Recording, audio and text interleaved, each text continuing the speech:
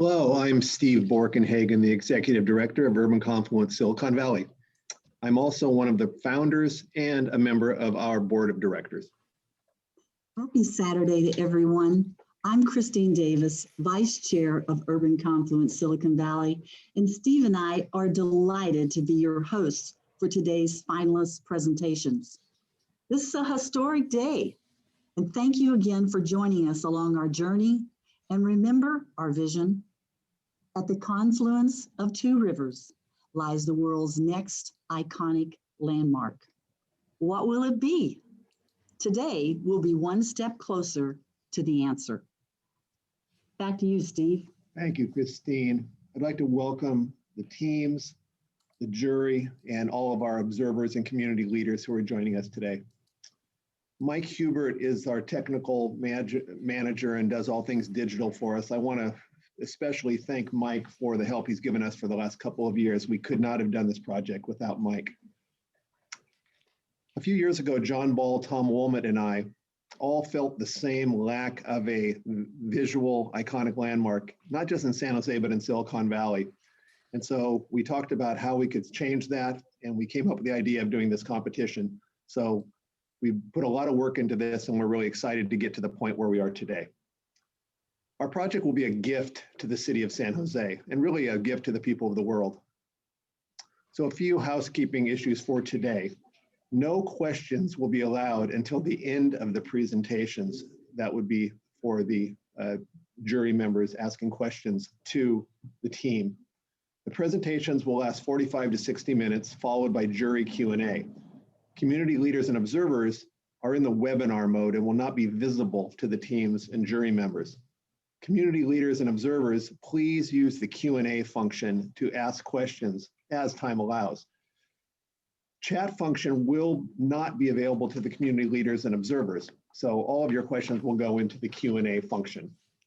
All of the questions asked by our observers will be answered on the Urban Confluence website shortly after the presentations if they are not answered by the teams during the team's presentations. Christine? Thanks, Steve. We've been a great team, and now it's my pleasure to introduce John Ball, our board chair and founding member of the San Jose Light Tower Corporation, DBA Urban Confluence Silicon Valley.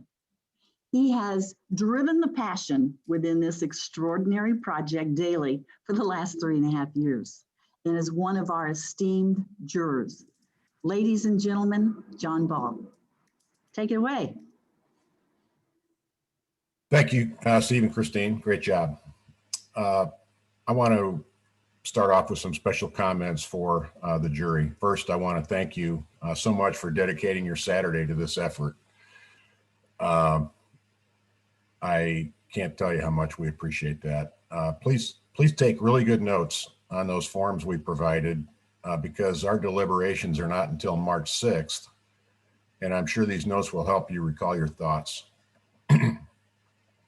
Next, I want to say a couple comments to the Nebula Tower team. Thank you so much. And I also want to thank all of the team members that have joined the Nebula Tower team and given a lot of your time and effort to help Shinrong and his team along the way. It's been very rewarding to witness how your team has evolved and grown through the Phase 2 milestone meetings.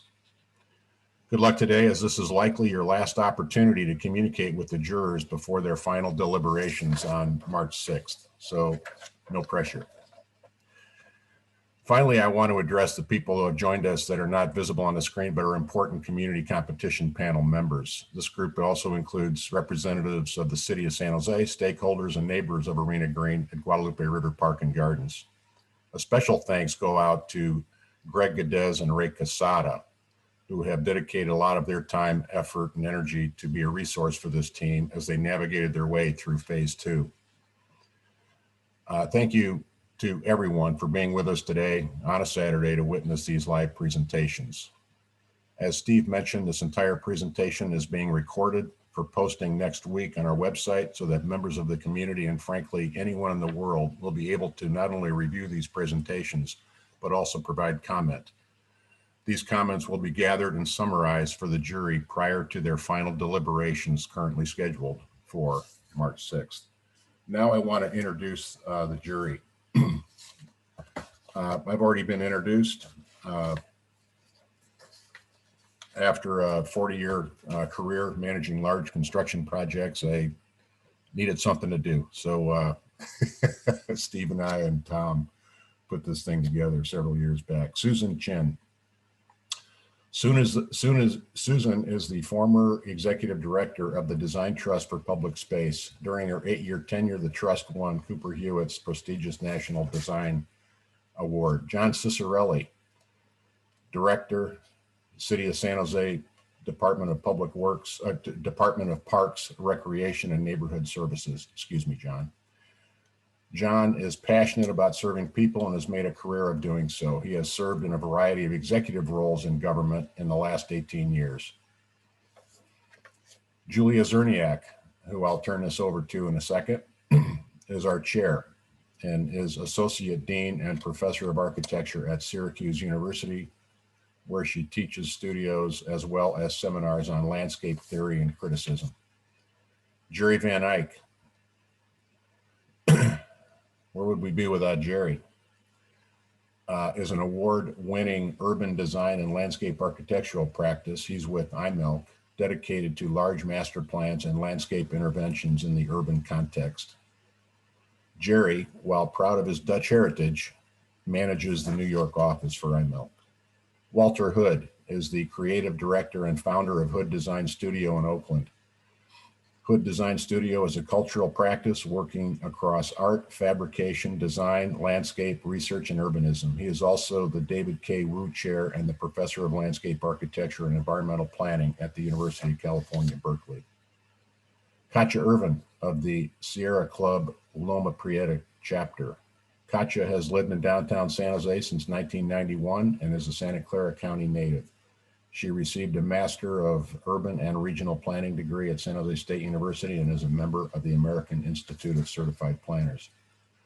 Lisa Iwamoto, an architect, professor, and structural engineer. Lisa is founding partner of Iwamoto Scott Architecture. She was recently named Next Generation Leader by Architectural Records Women in Architecture in 2018. Dan Rusgaard is the founder of the Rotterdam-based design lab Studio Rusgaard. Dan's dedication to innovation and forward-thinking design and his experience creating large-scale public space commissions make him an important voice on our jury. Aaron Salazar is an artist, an executive director of Local Color and the Exhibition District, a woman-owned and operated arts nonprofit creating nonprofit opportunities for artists at the intersection of public art and community development with a focus on the local economy by keeping artists engaged, employed, and active. Jody Starbird is the president of the board of directors for Guadalupe River Park Conservancy. The Conservancy provides community leadership for the development and activation of the Guadalupe River Park and Gardens through education, advocacy, and stewardship. Rob Steinberg is an urban designer and architect and chairman of Steinberg Heart. He grew up in the Valley of Heart's Delight long before it became known as Silicon Valley. Rob, who began his professional career as a filmmaker, is a third-generation architect whose San Jose firm was founded by his father. John Travis, vice president of worldwide brand marketing and the lead evangelist at Adobe. John has been at Adobe for 14 years and is currently the vice president of brand marketing. Michael Willis. Michael Willis founded MWA Architects in Oakland and proudly led that firm until his retirement at the end of 2016.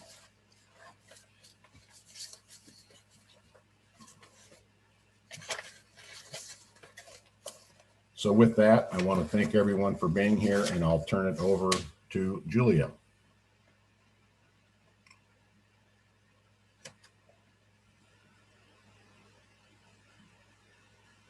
Who is muted?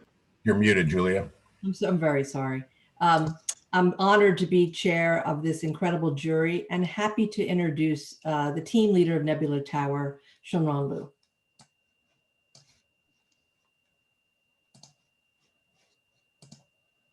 Thank you, Julia. Hi, everyone. Welcome to the presentation of the Nebula Tower. This is Qinrong, the architect of the Nebula Tower.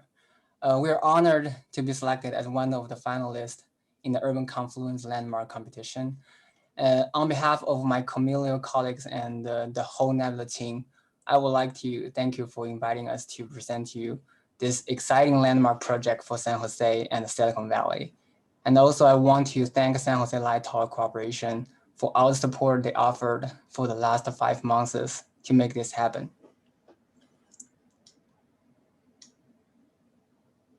Michael, shall we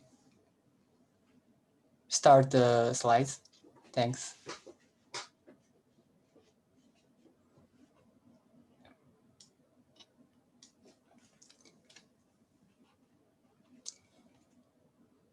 In this presentation, we will present you the Nebula Tower, a beacon of light that represents the vision and the spirit of Silicon Valley. We will also present the redesign of the Arena Green Park. Here is the agenda for today's presentation. We will talk through from the core concept of Nebula Tower to its placemaking and design development. Now I will pass the team introduction to Mark Odell from our executive architect team, HKS. Thank you, Shinran. We have assembled a team of very talented architects, engineers, and specialists who are extremely well qualified to deliver this iconic landmark that we're about to present. Our collective vision is to create a nexus for recreation and community in the heart of the amazing new developments currently underway in downtown San Jose. The individuals you see on the slide are members of our design team, here today to help present the project and answer any questions you may have. First and foremost, our principal designer, Ko-Mil Yu, HKS executive architects, OJB landscape architects, Martin & Martin, our structural and civil engineers, CastConnex, our structural casting consultants, Lam is our lighting designer, ME will be providing the mechanical, electrical, plumbing, fire protection, IT, and sustainability consulting. Biohabitats is our ecological restoration consultant. Salter will be doing the acoustics and audiovisual consulting. And last but not least, Art Builds Community is our art consultant, Barbara Goldstein. Those individuals highlighted in blue will be presenting, beginning with Ryan Dune of HKS, who will start off our design presentation by describing our concepts and inspirations. Ryan? Thanks, Mark. My name is Ryan Dune. Good morning, and it's an honor to be here today. And having been born and raised in Santa Clara County, I grew up being acutely aware that Silicon Valley, San Jose is not synonymous with the Bay Area, SF, NorCal. And so today we're excited to share our proposal, which we believe channels the spirit of Silicon Valley and San Jose specifically. And we think that many things make this place unique, ranging from the diversity in landscapes to certain structures and what they stand for. But on top of that, there's something intangible and ephemeral about this place that we call home. And I think that has to do with the spirit of Silicon Valley. And that's what we try to capture with our design. And so Nebula Tower is many things on many levels, but the project is organized around a few key themes. And so we'd like to take a moment and just identify some of those themes at a very macro scale to help provide a roadmap for the rest of the conversation. So the first theme is, simply put, Nebula Tower is interactive art, and it's expressed with the mediums of time and light. So daytime, nighttime, sunlight, artificial light, and it provides an ever-changing and diaphanous experience. And it's also democratic in nature, and it nurtures artistic expression by providing a three-dimensional canvas. Another theme of supreme importance to us was the integration of architecture and landscape. The next. And so, with the site being at the confluence of the Guadalupe River and Los Gatos Creek, we envision the tower growing up and out of the recovered banks, and it finds itself nestled in a multi-programmed park that is truly reflective of the diversity of ecosystems found in the region. Another idea that was very important to us was this idea of frameworks, and that operates on a number of different levels, literally as a structural framework for light and sound art, but also figuratively as a backdrop for social interaction. And this dialogue between Landmark and its people leads to a very important issue that was discussed extensively within the team through the whole process, which was identifying and defining the function of a contemporary landmark. And, Nebula Tower aspires to redefine that by going, beyond simply being a physical presence with a memorable identity for the region, but really aspires to create something that is also less about itself, but more about the people who experience it. And this innovative spirit seems particularly fitting for Silicon Valley and San Jose because it itself is known to innovate throughout history. And so a lot of people talk about the innovative spirit of Silicon Valley, and it's mentioned a lot, but I think it's rarely truly understood that that is a result of well over a century of technological innovations on many scales, starting with the original San Jose Light Tower in 1881, providing arc light at a municipal scale that was visible 50 miles away in SF. And throughout the 20th century, ranging from developing war-ending technologies to advancing space exploration at Moffett, to pioneering hardware, software, computer science, electrical engineering, and all the impacts that those have had on social dialogue at the world scale today. So that brings us to Nebula Tower, which, if we look a little bit carefully at the word nebula, there's two definitions that we like to refer to. One is that nebula is Latin for cloud or mist. So it's this ethereal structure. It materializes and dematerializes somewhere between architecture and landscape. And there's also an astronomical definition of it being a nursery or incubator. And we find that that's pretty fitting for a site that went from a nursery of fruit orchards to a nursery of the world's most influential technological firms. And so in that sense, Nebula Tower San Jose becomes the integrated design statement that we believe both defines and connects its people to the world at large. And so with that, we'd like to share the following video with you.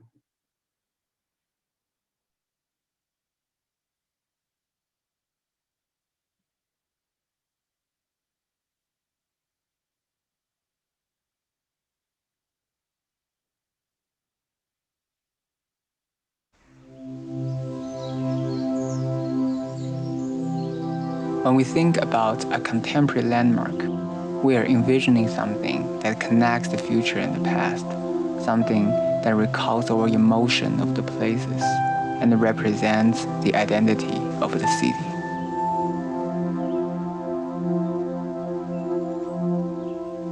A nebula is a massive cloud of dust and gas between stars acting as a nursery for new stars. What we need today for a city is not a monolithic monument, but something we can engage, something soft, ever-changing, and adaptable.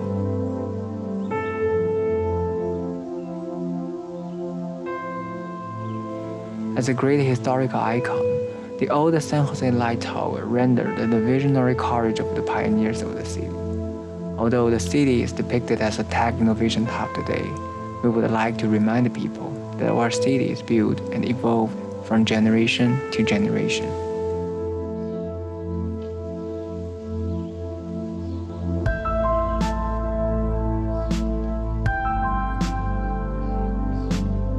Here, the traditional characteristic of a light tower as a figure is inverted into a spatial void. How we behold it becomes more nebulous. It's like your memories. They may look ambiguous, they may fade away, but they will unfold at a certain moment.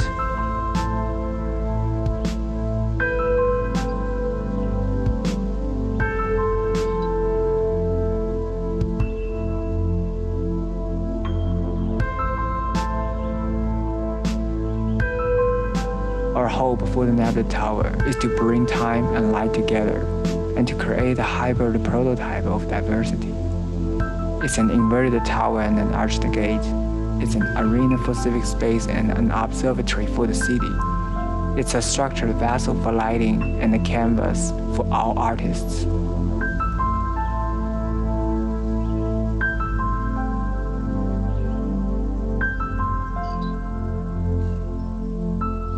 Our collective memory and our imagination are the bridges of our innovative spirit and our city. And those are what enable us to transcend the time and explore things beyond the boundaries.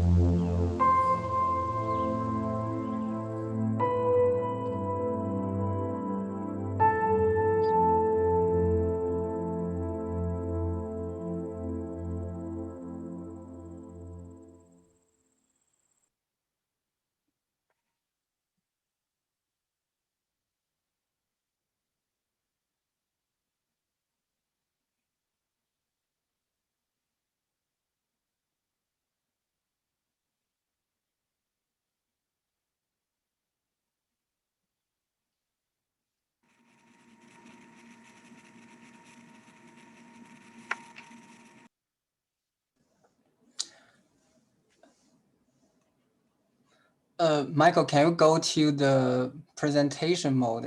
Now it's the presenter mode that we can see the notes.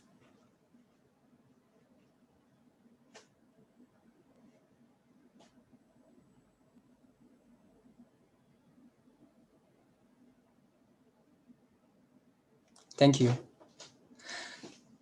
Thanks for watching the video with us, and thank you for Ryan's beautiful narrative. From phase 1 to phase 2, the design of the Nebula Tower evolved based on its core vision and concept.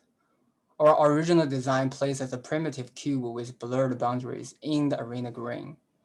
The open pixelated lattice with the internal void light tower reflects our gratitude and confidence in both our past and future. Now the Nebula Tower evolves into a hybrid form which combines multiple geometries together, and various civic spaces emerges from this new form. Now I'll invite you to experience the Nebula Tower with me.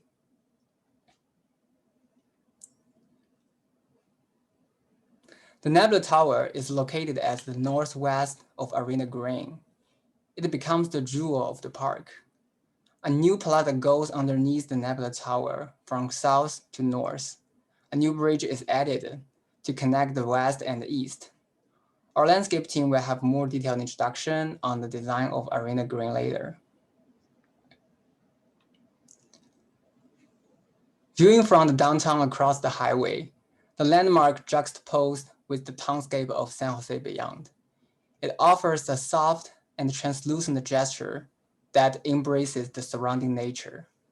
With the void tower sitting inside, an ever-changing ephemeral site is created as one rotates around the Nebula Tower.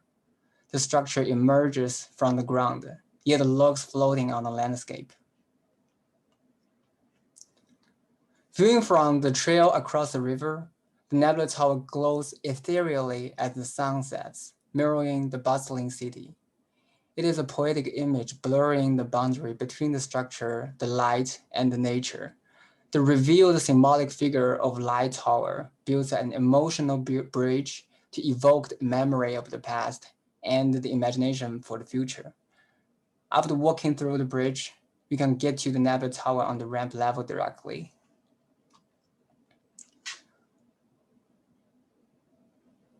When night falls, on the event lawn of Arena Green East, visitors can enjoy the best view of the Nebula Tower as they bask into this gentle aura of the ever-changing lighting shows.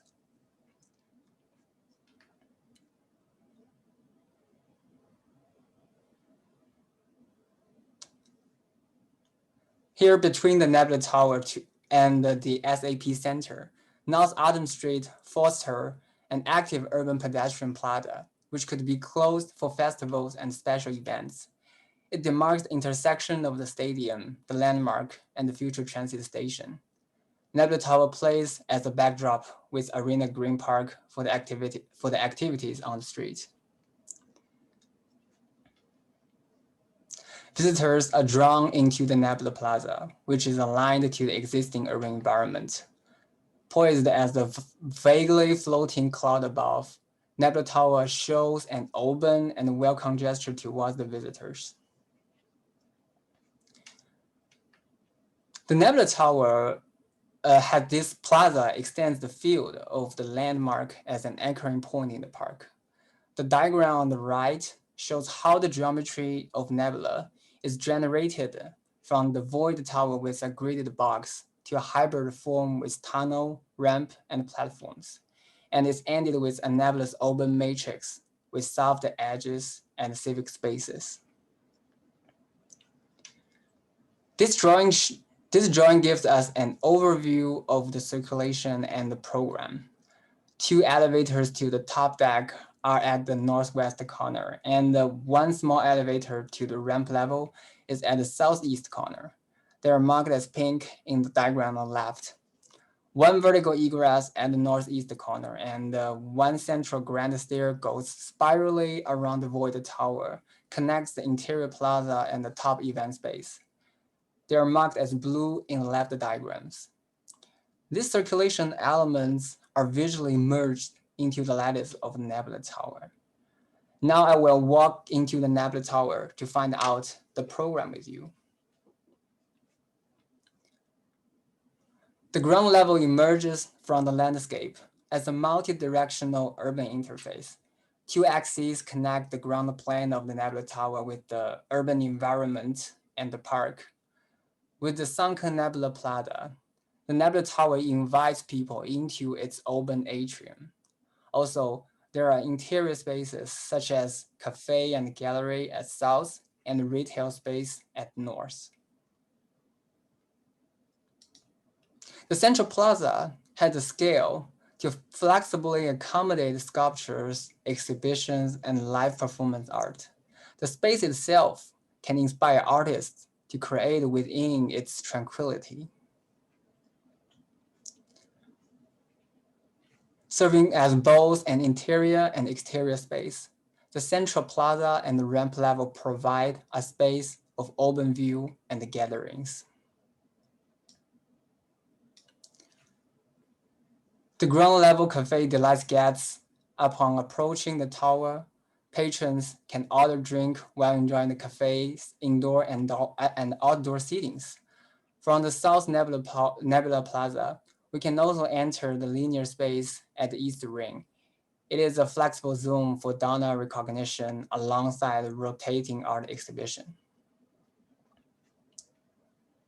Now we are arriving at the permanent ramp level.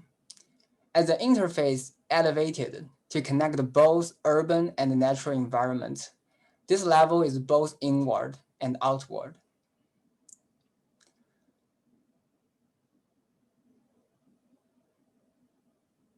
Inwardly, it extends into the central plaza, and together they provide an amphitheater experience. The landscape seating areas under the arched tunnel offers a pleasant resting place as well. Outwardly, the ramp connects to both the park as well as the urban. While immersed in the delicate lattice structure, visitors could also enjoy the view through the ramp sequence. When we are approaching the central stair sequence, it offers the opportunity to ascend inside the void tower. The ensemble of light and structure creates a unique sensual experience. When descending, continuous surface and shadow are geometrically composed in gradient changing scale, which offers a sense of infinite depth of time and space. Once you are standing inside the central void, you are going to be surrounded by the immersive environment created by the monumental repetition and the enormous lighting matrix.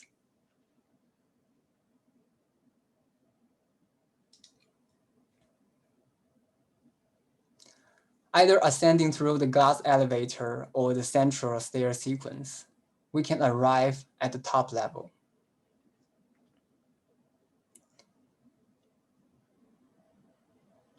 At the top level, visitors will enjoy the overlook of the Arena Green Park, downtown San Jose, and the distant mountainscape. Besides the observatory deck, there is a sky bar and event space in the middle. The top platform is made of translucent structured glass floor. The viewing platform provides panorama view to the surrounding context with delicate structure along the periphery. The skybar and event space rendered a romantic dining experience over the backdrop of city. Dining on the platform makes the space an unforgettable spot to enjoy local favorites. Guests can also sit or simply go around at the top to see the city from the air. This north-south section cutting through the central plaza illustrates the unobstructed open flow space at the ground level, which connects the architecture, the landscape, and the urban environment. From day to night, the Nebula Tower continues functioning as a beacon for the city. It offers unique, ever-changing experience in the dynamic civic space.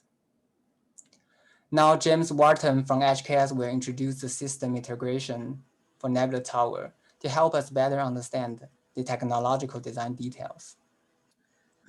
Thank you, Chinrong, for that compelling overview. As we can see from the sophisticated visuals previously presented, there's a beautifully diaphanous character achieved through Nebula Tower's delicate expression of structure. The stunning image necessitates a complete synthesis of the various components and systems comprised by this landmark.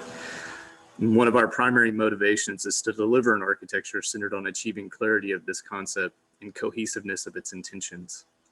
Our team prides itself on delivering visual simplicity and optical efficacy balanced by building performance and patron experience. We strive to communicate this at all scales of interaction and within each moment of the civic experience. Essential to Nebula Tower is the expression of visual effects, such as moire, diffusion of form, and gradation of density. These optical conditions are the visual essence of the landmark, and they can only be perceived through an assemblage of fully integrated infrastructures. Our holistic approach to design and engineering prioritizes these visual effects as we deliver the various spatial enclosures, circulatory expressions, and detailed interstitial intersections where many of the systems are contained. At each scale of the design, we strive to minimize visual noise and clutter that may otherwise compete or confuse with the integrity of the fundamental design statement. Compound curved glazing that envelop the passageways and thresholds leading into the central atrium exemplify some of the strategies incorporated for these objectives. At the service of this mission is an arsenal of computational design processes supporting iterative optioning, analysis, and parametrically differentiated outcomes. These techniques and tools facilitate efficient documentation and delivery of seemingly complex, customized, and non-standardized solutions. An example here demonstrates some of the possibilities afforded by the digital techniques we employ. The series of investigations attempts to expand upon the gradation of structural density while providing a discrete housing or enclosure for lighting, audiovisual elements, and mechanical chaseways, bypassing the structural node. With that, I'd like to introduce you to Emily Guglielmo, our lead structural engineer, who will provide a more rigorous description of the structural strategies essential to achieving the beauty of Nebula Tower. Thank you, James. As you heard from Ryan earlier, we developed our expression of structure by leveraging history. We went back in time to mimic the structural geometry of the original light tower, while building on innovations from the reproduction design efforts and ultimately leveraging today's technology. Following this sequential process yielded us an artistically inspired and iconic structure at the center of the Nebula Tower. With the tower's geometry set, we integrated Nebula's perimeter lattice. While much of the beauty of Nebula is accomplished at a macro scale with geometry, some of the detail must be refined at a micro level with our finish. In concert with our steel fabricator, we generated a matrix to specify appropriate finish and refinement for each structural component. This approach provides tighter tolerances and finish for members that are near the public, such as your ramps and handrails. Yet it prioritizes geometric expression for the members that are further from the public's view. This approach yields a structure with appropriate balance of finish and cost. Our center tower members range in size from 6-inch to 14-inch diameter tubes with 5-inch round steel tubes at the perimeter lattice structure. When designing the structural members, we considered all of the code required and San Jose site-specific loads, including self-weight of the steel, concrete, and glass elements. We added live loads, including elevated loading to account for public occupancy on the observation tower and egress loads for the ramps and stairs. We then generated a computer model with all of the structural components and imposed site-specific wind loads, and more importantly, seismic loads. And when we shook the tower, we saw which members needed strengthening and iterated to proportion the tower to withstand the large seismic forces at our site. With the primary tower structure sized, we turned our attention to incorporating the secondary lattice structure to ensure that it's capable of going along for the ride during the big one that may happen during the life of Nebula Tower. We have tremendous respect for the complexities of our subsurface conditions, including soft soil layers, proximity to the river, and potential for liquefaction during a seismic event. We partnered with Langen, a local geotechnical engineer, to develop an innovative dual solution of deep and shallow foundations. Beneath the heavily loaded tower, we utilized a deep pile foundation system, similar to the foundations at the SAP Center, to support the very heavily loaded portions of the structure directly on stronger layers of competent soil. But to economize cost, we leveraged a shallow mat foundation beneath the lattice structure, with accommodations for the differential movements expected between the two systems. While our team's initial rendering showed a flawless cadence of lattice members, we recognized the reality of interruption due to the egress stairs and elevators. We coordinated with our elevator supplier to develop a novel solution to support the elevator at the perimeter of the shaft with round vertical tubes that mimic the lattice structure. Similarly, as Shinran mentioned earlier, the stair structure has been supported strategically with tube supports that fade into the Nebula lattice structure. We recognize that providing a structure that can withstand the realities of the environment is critical, whether those conditions are fire, water, dirt, bird droppings, or even graffiti.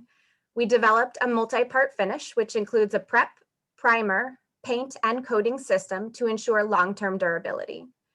And at our primary members, which you see in red, we included a high-performance fire-resistive paint to meet California's stringent fire requirements. Lastly, the top coating ensures a system that can be easily cleaned and maintained. And this structure has even been designed with consideration for future maintenance, including a system for accessing, tying off, and cleaning the entire lattice structure. With the structure designed as a unit, the most critical element to ensuring structural success is our connections.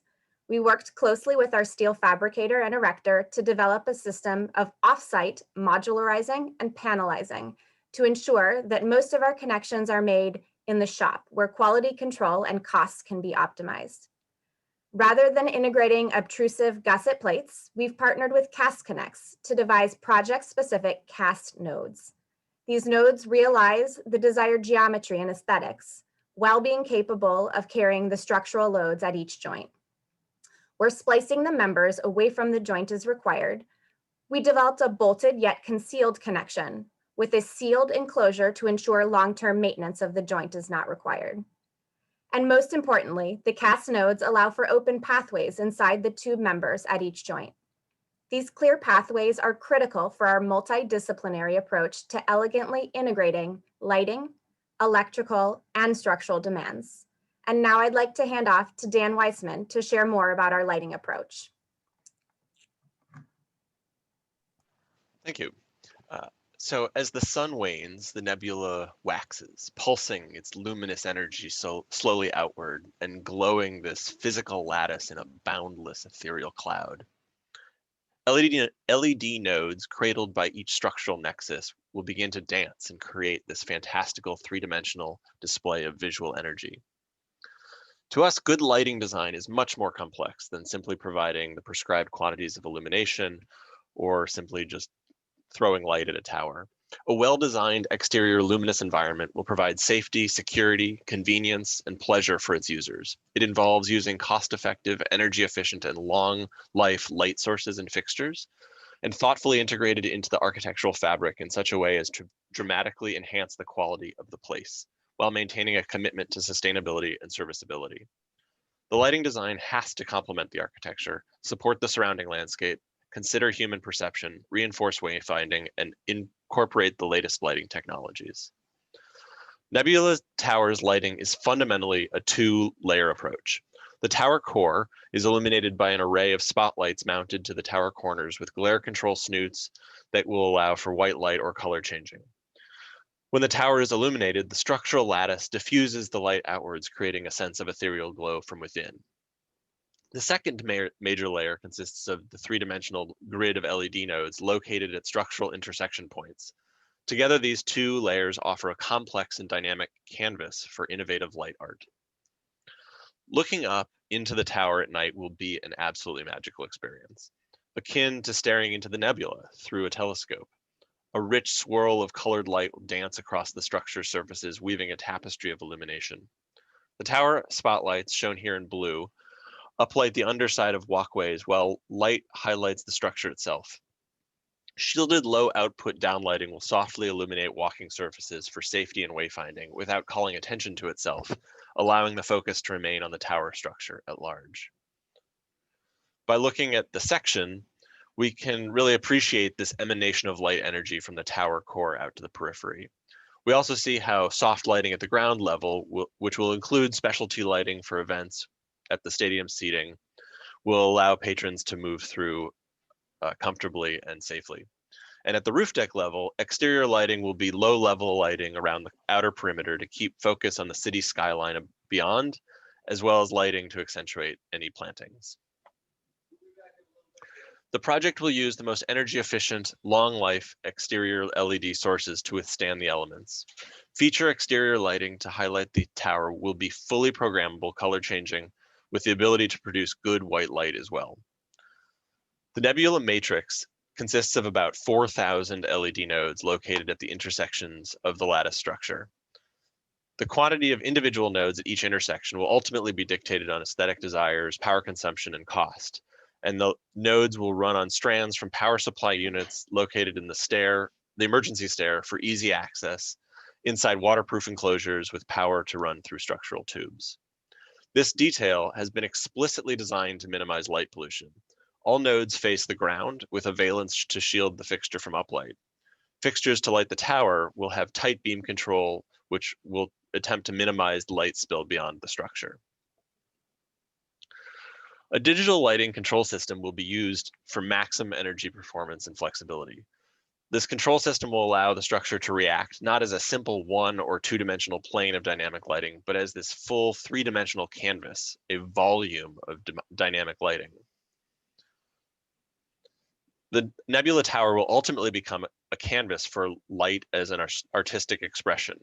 The core of this energy emanates from the tower center, as we've discussed, creating many opportunities for a range of dynamic content, just the tip of the iceberg being seen here in these GIF images.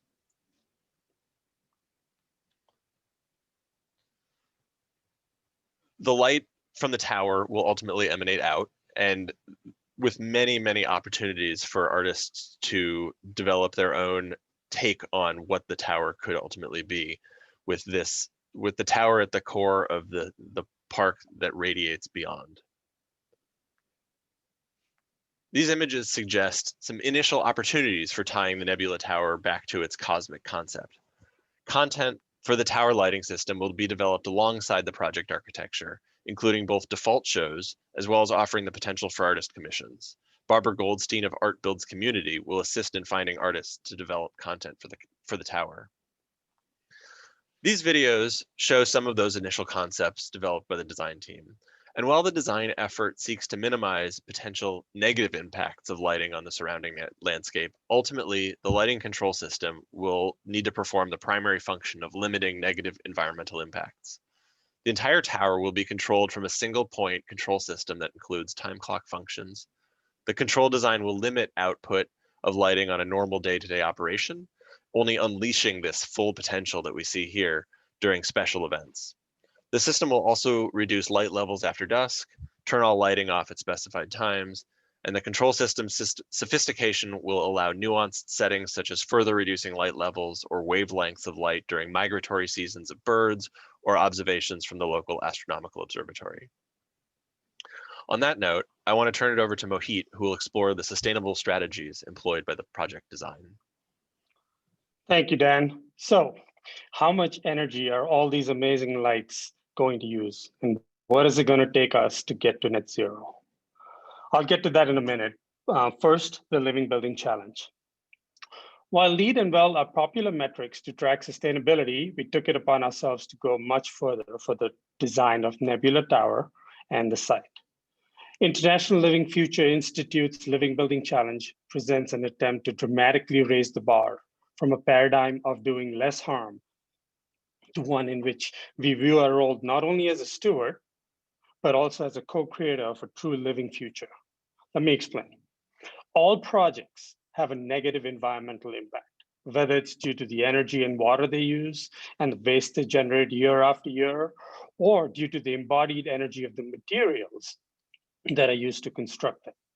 And as stringent as California Energy Code Title 24 is, it only addresses operational energy.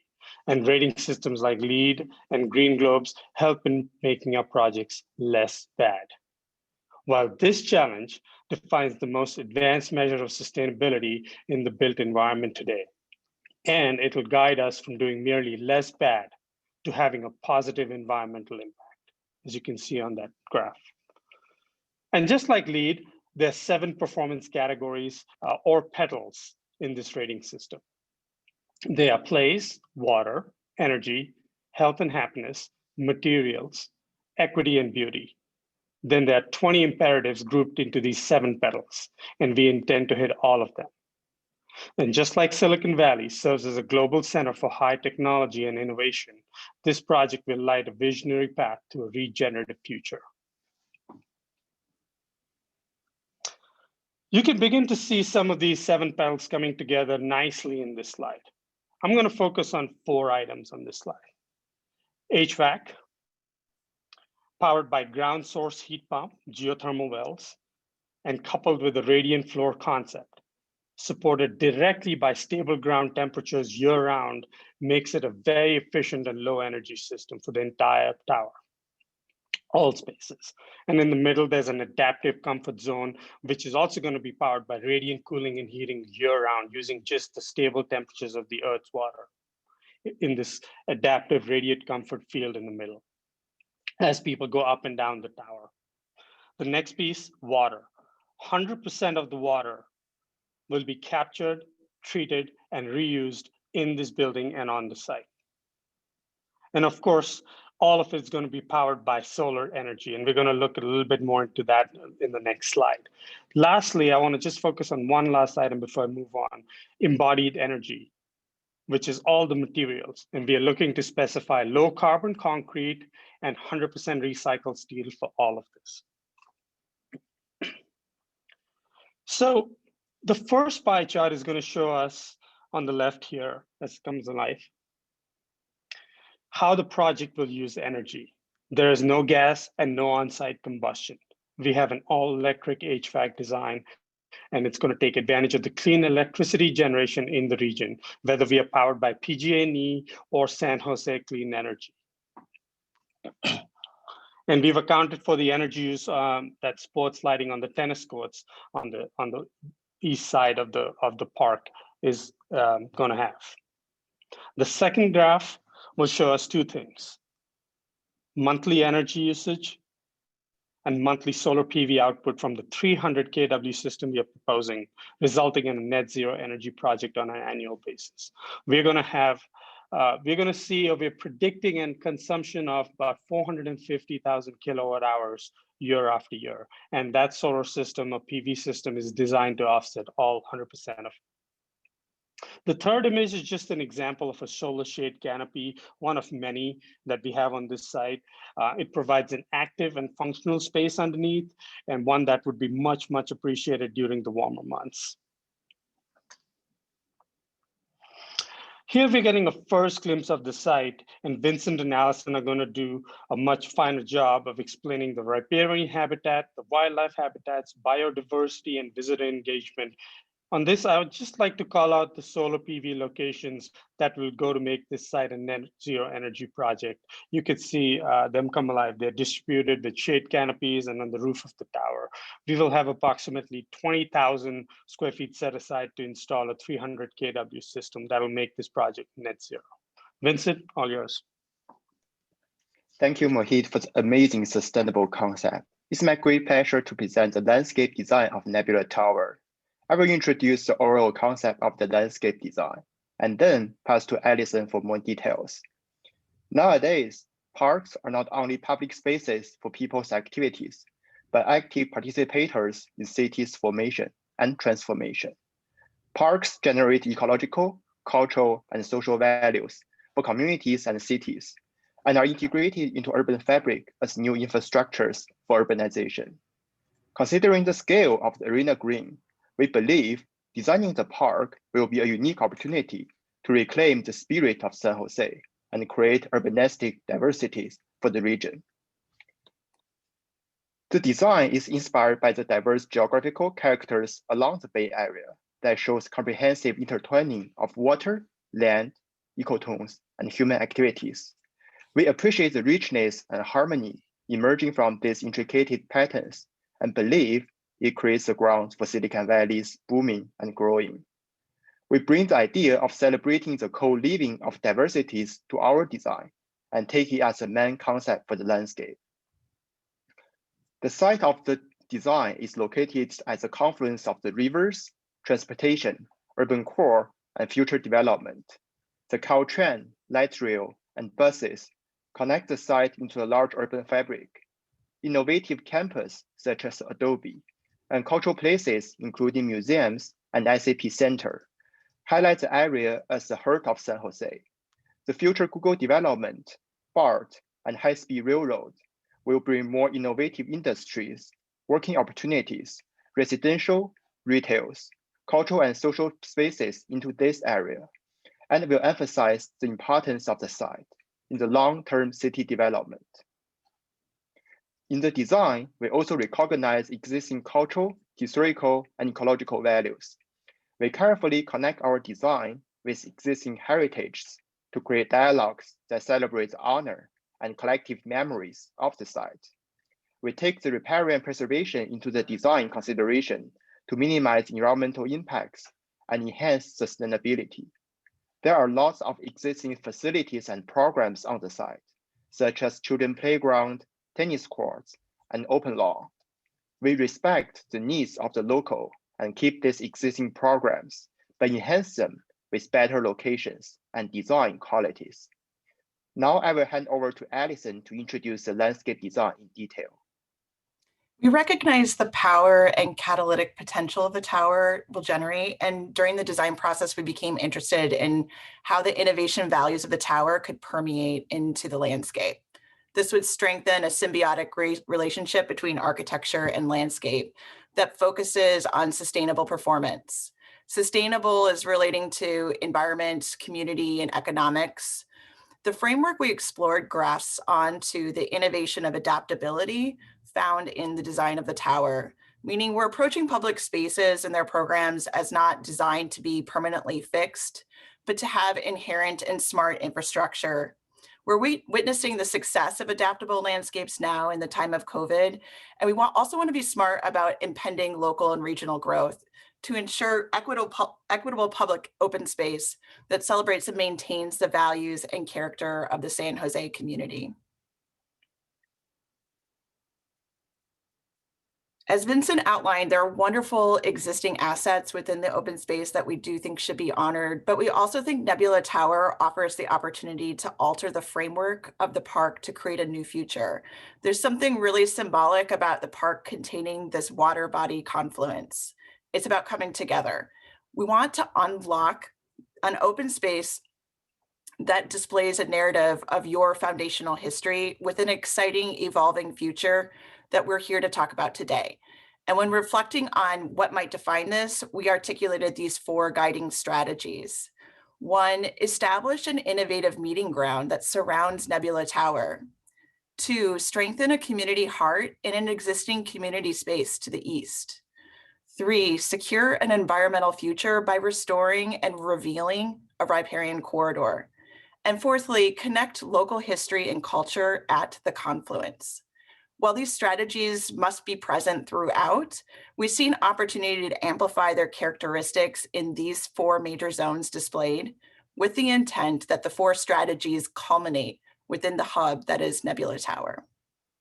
We recognize that this is a public space which cannot be fully designed without public input. So this presentation is simply about imagining that ripple effect that the tower can create, which can unlock new value in the existing and modified landscape. And the preceding slides will help dig into how we see the framework could unfold. Starting with Arena Green West, we see the placement of the tower as an anchor of an innovative meeting ground that interlinks a variety of charactered spaces that define an innovation hub within the landscape. It envisions that Autumn Street Plaza can flexibly accommodate fairs, conventions, performances, exhibitions, and more. The plaza contains infrastructure to adapt to the needs of the events and allows for those events to spill into a temporary closed Autumn Street. Pavilions integrate amenity spaces with solar collection, and complementary to this lively space would be an adaptive and native plant collection that provides shade, displays softscapes, and educates on stormwater infrastructure and resilience. These spaces lead to Nebula Tower Plaza, which is that dynamic core, a stepped gathering and seating place with rotating events, installations, and leading to that tower experience. The tower base is multi-directional community hub, and at the North Gateway, it could offer a welcoming elements of play. We love the idea of fostering an attitude that innovation is play. Play is how we are curious and how we discover. This space can be intergenerational, whimsical, and dynamic, and can build on the partnerships with artists and institutions the tower will establish, extending its impact and reach into the park and morphing into complementary interactive experiences. On the center axis of the tower is a proposed footbridge that links Nebula Tower Hub into an existing community space. This can provide new energy to the space that can strengthen a community heart that is enhanced intentionally to focus on community, social, and physical health. This area contains a variety of experiences that are adjacent, such as flexible community lawn, an amphitheater with seating for families, visitors, and the community, to enjoy the light tower displays, local events, in a performance pavilion for live performances, movie nights, and sporting events. Community amenity spaces could include sport courts, outdoor fitness, games areas, small gathering spaces, which would be determined during the public process.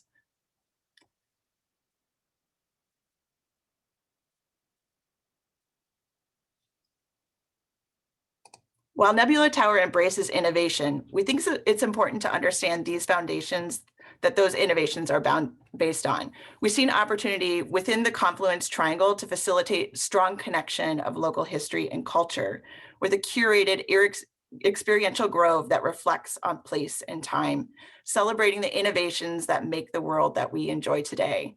In a more intimate setting, it balances park activity and scale of the tower with a more slower paced environment with gathering spaces for smaller groups. As you pass through the grove, a narrative of the foundations of the character of San Jose unfolds, with a path culminating at an overlook that provides views to the tower, the active community space, and the riparian corridor. The overlook symbolically and physically placed at the confluence and representing a shared common ground. The final area we want to touch on is focused on restoring the value of the riparian corridor and focusing on securing an environmental future.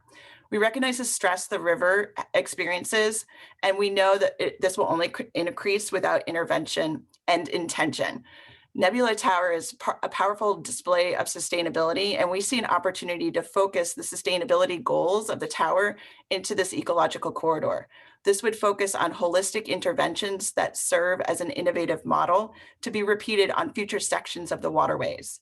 Additionally, there's opportunity to craft curated interactions with the water that focuses on education to promote stewardship of natural resources. This would consider spaces dedicated to educational platforms for learning about the unique ecologies of San Jose. It may include riverine plant displays, intimate seating areas for outdoor education of families and classes, and views to the water. Ultimately, this is about celebrating the genius loci or sense of place, and shared environmental wellness, whose fate we are inseparably attached. While this all seems very intuitive to improve the riparian corridor, our process will be robust and include collaborations with agencies such as BCDC, the Army Corps, U.S. Fisheries and Wildlife, working in tandem with the hydrological and ecological specialists at Biohabitats, to which I will hand this over to Juan from Biohabitats. Thank you, Alison. The team and the proposed project acknowledge the importance and value of the existing ecological features and recognize its recovery potential. The Guadalupe River, Los Gatos Creek, both waters of the US and waters of the state, with its associated willow riparian forests and scrub vegetation, have been fragmented and disturbed by the historical and recent activities in the valley. Today, the natural community is included in the Santa Clara Valley Habitat Plan, recognized by the Fish and Game Department and the U.S. Fish and Wildlife, and it's protected by the San Carlos Riparian Corridor Policy. The rivers and the riparian corridors allow species to move and migrate, are essential to maintain the connectivity and functionality with all its associated species, both resident and migratory, which are necessary assets of the richness of the Santa Clara Valley and the city of San Jose. The willow riparian forests and scrub vegetation provide a structural complexity and species composition that allow for a rich interaction and energy flow with multiple benefits to many biological communities, including birds, both resident and migratory, reptiles, amphibians, and a myriad of insects that reflect the productivity of the system and support the trophic cascades. Several fish species use sections of the river and creeks across the watershed and still sustain a population of the threatened Central California coast steelhead and the Central Valley fall run Chinook salmon that use the river as migration route.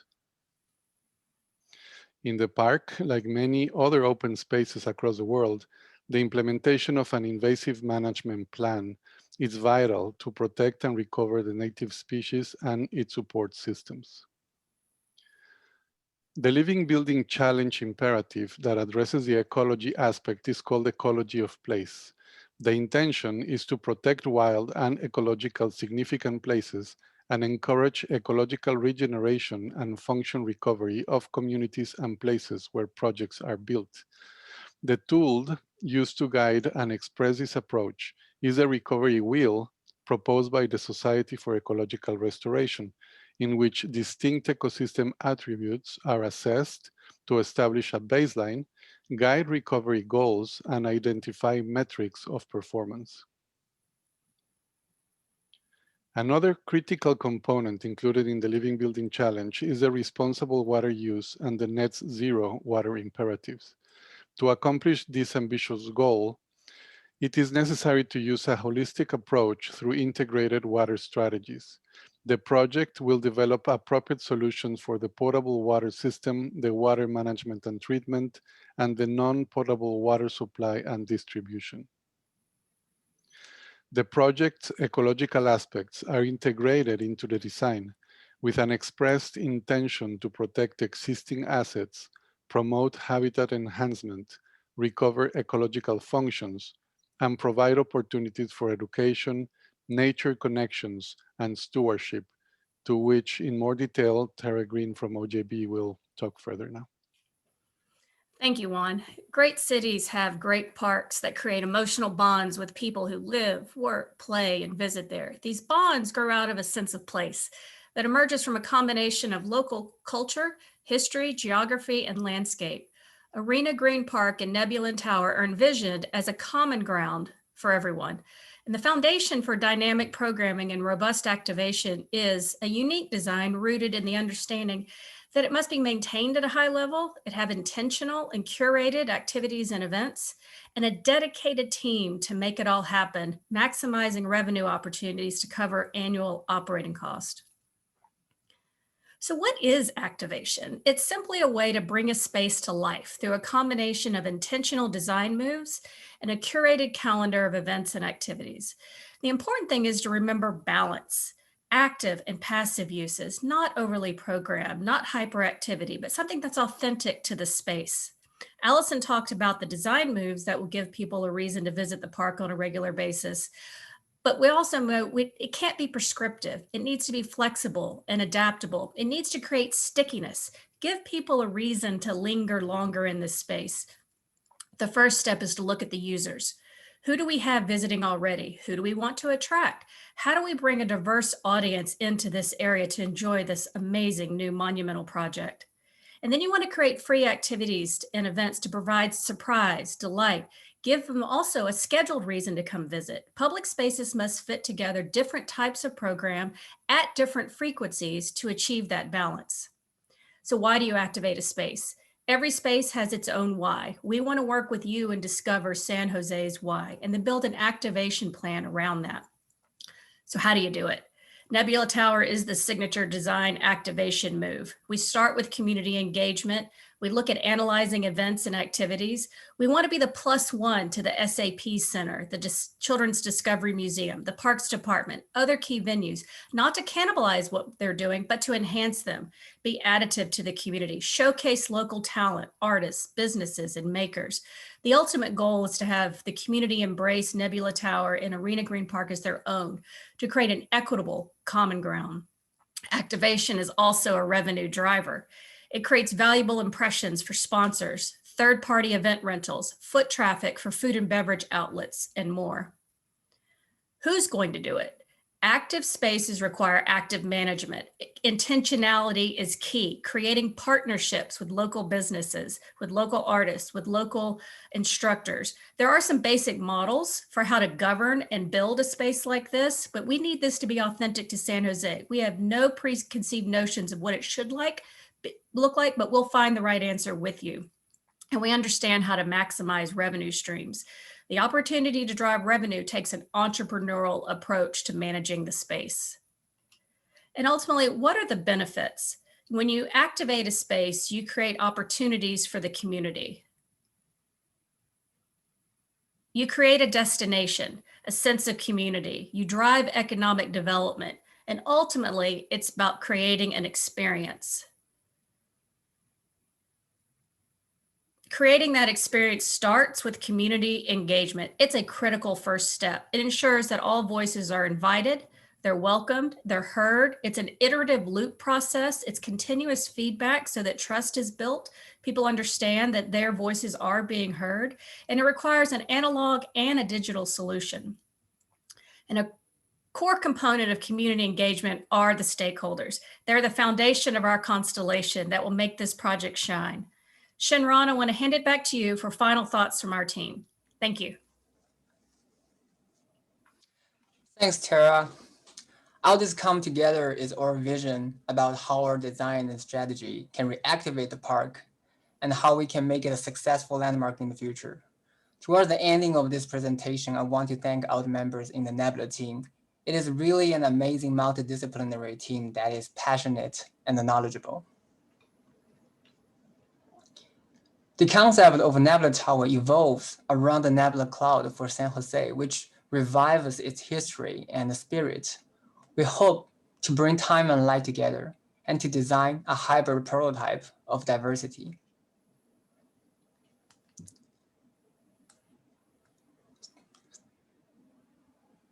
Through the medium of light, we can connect the collective memory of the city. We can also connect the emotion of the places and the innovative spirit. Through placemaking, we can create an arena that embraces civic engagement, an adaptive framework for Arena Green, and also an ever-changing landmark for Silicon Valley.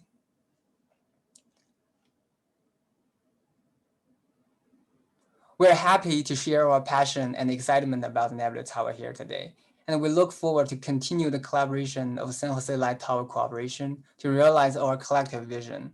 Our team greatly appreciates your consideration. Thank you very much. Now we welcome any question you may have here.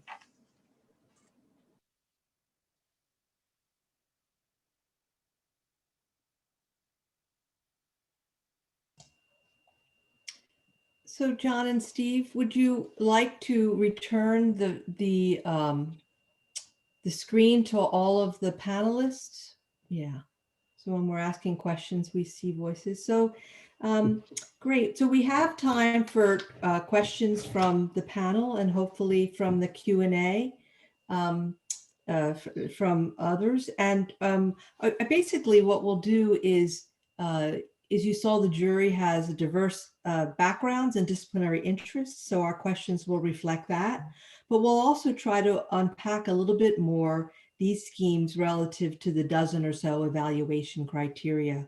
So if I could ask the jury to raise your hands, and we will just have you ask your questions, and I'll go through it by hand raising. So let's see.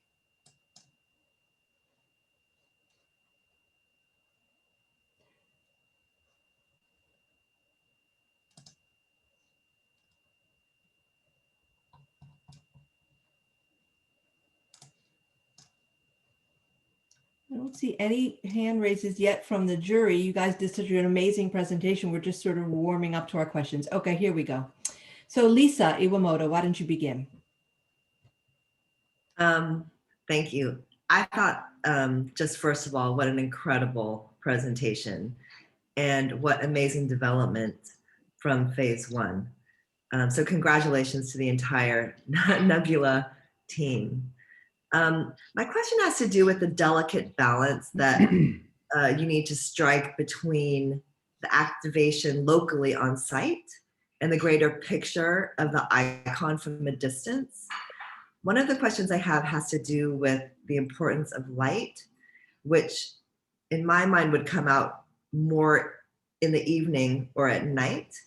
And just a little bit more specificity if light is still an integral part of the project in the daytime hours when the park is activated, or how you think through that. Yeah, I do think that's the case. Shinran, would you like to lead the answer for this one? Yes, I can have my answer to this one, and maybe after my answer, like the lighting team can add something to that.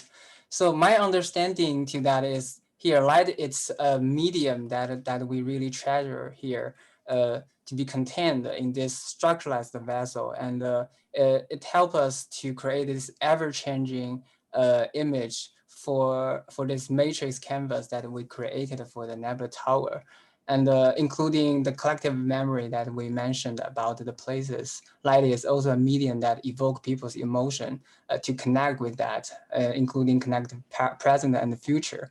And when we talk about how the light works in the daytime, my opinion about our project is like our original starting point about it is there would be two phases of this Nebula Tower, because in the daytime, what place the light, what place as a light is the natural light of our sunlight, because under the sunlight, our Nebula Tower will look like a flurry cloud from a distance, and the void light tower embedded within will be vaguely preserved from different perspectives when you are rotating around the Nebula Tower, and only when you only when you come to very close to the Nebula Tower, you can get into the void and experience that. And and when it comes to the dusk, the light tower within could be revealed, and that's the contrast we would like to achieve with the play of between the natural light and the artificial light about the changing phases of the Nebula Tower. Hopefully that answered the question. Maybe someone want to add to that. I have a follow-up question, actually, just to continue with the light idea, and then I'd be happy to hear from the lighting designer also. But what is the experience of the light inside the Nebula Tower with the LED? I wasn't clear on that. I'd love to hear more, because I think most of the images, if not all of the images, were from a distance. But I understand that you have these LED elements integrated into the connections, and I'm just curious, like, what the thought is there. Yeah, I can speak to that. Thanks for the question, Lisa.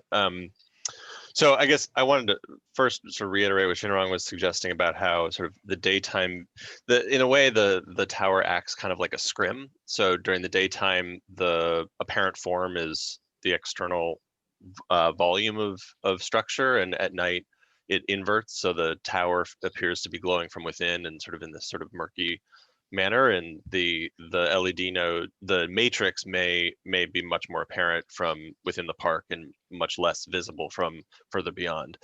The intention of the node itself is that we located that at the structural intersection so that the structure itself actually expands the parent size of the node, so that instead of just seeing a little point in space or a little point of light, you're seeing the glow off of the structure itself. So, you know, if the node was centered in between the structural bays, then you'd really just see that point in space. So looking up, you're really going to perceive the structure as sort of being animated by those nodes themselves. But in addition, especially from sort of looking up in the center of the tower, you're really also going to see and experience the undersides of the walking surface, which happens to be much more, you know, it's just, there's a lot more surface area to that geometry than the grid of structure. But I think the intent is that, you know, there is sort of this murky quality through much of this, and so a lot of it is trying to play off indirectly lighting the surfaces so that the architecture is what you're seeing and not just the light source. Does that answer your question? Thank you. Thank you very much. Yes. Thank you, Lisa, for leading us off. I think we'll have John Cicerelli followed by Susan. I'm just going to work across the way I saw the hands go up. Thanks. Yeah, thank you very much. And I want to echo, you know, this concept has definitely come quite a ways since the original. And I think that's a great credit to this very large and diverse team who's been working on it. It was a great presentation. I learned a lot more. I have a couple clarifying questions, a couple logistical questions. Clarifying, I just want to be sure I'm seeing the concept right. This would add 2 bridges across the Guadalupe in addition to one that's already there. I just want to be sure I'm seeing that right. And then also, it wasn't clear to me what happens with the art installation we have there, the 5 skaters, which honors Bay Area Olympic athletes. I couldn't quite see it in the concept. I couldn't quite tell if it's meant to stay there and build around it or move it somewhere else. So I'd love to hear on those 2. And then logistics, you know, there was a quick mention of some kind of a thinking around how you clean this thing, but I would be interested in a little more specificity on how you clean it. And thoughts about, you know, things like birds and rain as it come down. You know, I can see you got the solar on the top, you got the platform on the top, so that probably protects some of the interior, but even if rain was blowing with a wind, would it come right into the structure inside the building? I'm trying to figure out sort of how all that works with weather, and of course then cleaning and birds. So what, because we only have half an hour, I'm going to ask the jurors to try to keep like maybe one question, and that the team to try to respond briefly, so that we not only can we get through the jury, but we'll be able to get some from some of our community leaders as well. John, great questions, all important, but in terms of just the big picture. So I'll answer quickly, John. Thank you for the questions. Yes, there are 2 new bridges we envision going across the river. For the sculptures, we are keeping them. We are keeping all sculptural artwork on the site. They are planned in there. They should be visible in some of the renderings, but we can point that out specifically in the future. And for cleaning, the rain will come right in. We have a few consultants on board who are assisting with how we clean and access the structure and how we protect birds from the structure. We have an Olympic who is coming up with a scheme for accessing all points for maintenance. We have BMOC, who is doing an in-depth study on O&M costs. And we have Bird Conservancy Advisory, who is helping us to understand how we control and protect birds within the project. Mark, do you or one of your teams want to address the question about the bridges? The question of whether there are 2? Well, he was asking specific questions about the bridge. I'm sorry, could you restate the question? I feel like you answered my question. I was just trying to confirm that I was seeing 2 new bridges, and you said yes. Okay. In addition to the one that's already there. So I just wanted to make sure I was seeing that the right way. Perfect. Okay. Thank so you. Susan, followed by Dan Rosengard. Thanks. I won't take too much time complimenting you. You've already heard from my colleagues, but this has been tremendous. I'm concerned in terms of civic space and public art. Nebula Tower itself is an object, right? A landmark, an icon. You've also created a lot of other public spaces and opportunities. Could you talk a little bit about primary locations that you think are beyond the center of the Nebula Tower that are open to these opportunities for the community to engage, as well as artists and other civic leaders? Maybe Allison, you could take a shot at this one, and then we can hear from Barbara Goldstein after that to add on to your response. Yeah, absolutely. So around Nebula Tower are a series, or at least the framework is proposing a series of public spaces that can be used for various types of events for the community or beyond. They have the ability to kind of connect to each other and then reach, either be separate or kind of overflow into each other. And across the way is the community lawn. And the intention is that you're creating a strong, very community-focused space. And that surrounding that is a series of smaller spaces so that there's a variety of opportunities for people to gather. And then within the Confluence Triangle is a really more sort of focused grove. And that might actually be a really amazing opportunity to integrate artistic collaborations. I think the intention is that throughout the whole entire project, artistic collaborations would be possible. For instance, the play area could be something that could be rotating to, provide these sort of moments of interest and change, because it's really about adaptability in the landscape. But at the confluence, this could really be a great opportunity to talk about and like share a narrative about the foundations of San Jose and the people who you are today, and how you guys celebrate your culture, your community. Great. Barbara? Okay. Yes. Oh, okay, go ahead. Is there a follow-up response? Yeah, well, Yes. One of the things that we really appreciate about living in San Jose and Silicon Valley is the diversity of the population. And the lighting project offers a real opportunity to create things that celebrate our diverse culture. What we'll be doing is having an artist that works in algorithms and programming develop a program for the lighting along with the lighting designers that will allow the lighting to be configurable. That artist will develop a series of different sequences that can be used to illuminate the tower, and will develop a framework so that other artists can use it. So you could, for example, work with somebody that celebrated a particular holiday, that celebrated, say, the texture of Ohlone basketry or the patterns of Aztec dance. And the tower then becomes something that really reflects who we are and the events that we celebrate. In addition, there are opportunities for exhibition within the tower, and we'll be working on a curatorial program that would partner with local arts organizations up and down the area to create exhibits that animate the interior of the tower and also reflect the artists that are here. Thank you, Barbara. I think we'll move on to Dan Rosegard, followed by Katya, and then Michael. Thanks, Julia. Thanks, guys. So the original electric tower 120 years ago was a radical statement. It was not just an object; it would illuminate the intercenter with its light. So it was mediating, it was broadcasting, it was transforming the atmosphere of the city.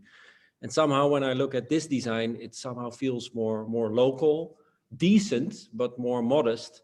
And I'm just wondering if you could say something about the radical statement you're trying to make and how you can ensure that in 10, 15, 20 years, this is still an icon for the region, especially because you compare it to the original tower. Thank you. Shinran, this seems like best led by you.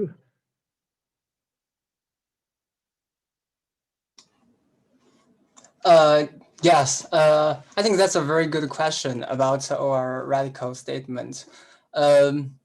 Honestly, I think our design is trying to respond to the question about our understanding of landmark for Silicon Valley for the future, because we try to design a landmark that is more about open and soft gesture, which has this kind of ever-changing features and flexibility. Because I think in the timeline of the landmark and those iconic monuments we showed in the presentation, like most of them, they are more like static and solid monuments, and they are competing about the height of the structure. And today, we have another trend or tendency doing the landmark, because it's more about the civic space, and it's more about how you can create something dynamic and flexible. And I think that is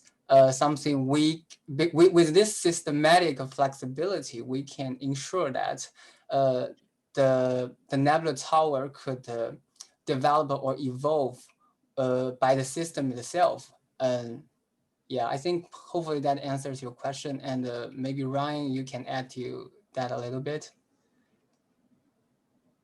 Yeah, no, I think you stated it very well. And, you know, an icon, it's beyond being just a physical, identifiable presence, which we think does tie into the history of Silicon Valley with Hangar 1 at Moffett Field as this kind of exploded structural framework that's about 200 feet tall.